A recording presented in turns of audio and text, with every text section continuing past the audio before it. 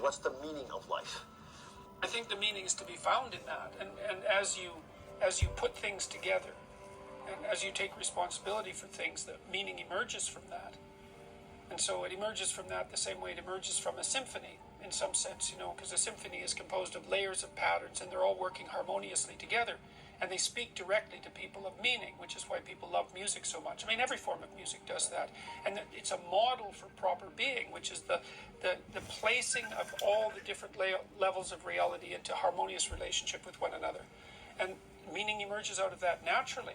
And meaning is actually an instinct. This is another thing that people don't understand, and it's a case I've been able to make because I know a fair bit about how the brain works.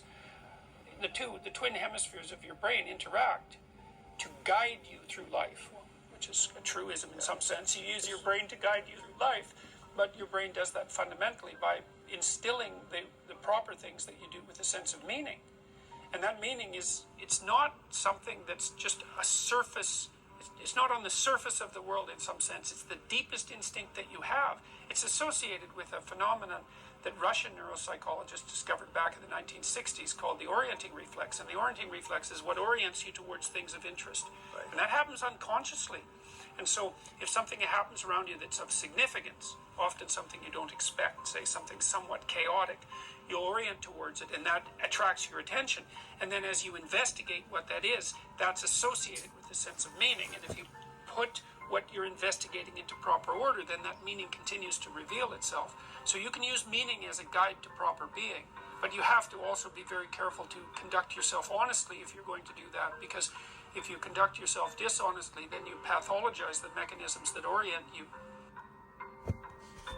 Everybody is a strange mixture of victim and victimizer. Lots of terrible things happen to people that aren't justifiable in some sense.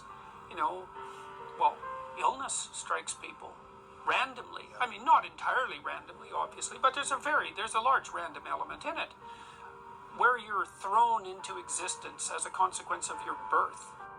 That you're sort of thrown into reality with your particular set of predispositions and weaknesses. And then there's going to be times in your life where things twist in a manner that's unfair to you, that you're not getting your just deserts. But that goes along with all sorts of unequally distributed privileges as well. And so that's the arbitrary nature of existence. But you can't allow those sorts of things to define you, because it's not that useful strategically.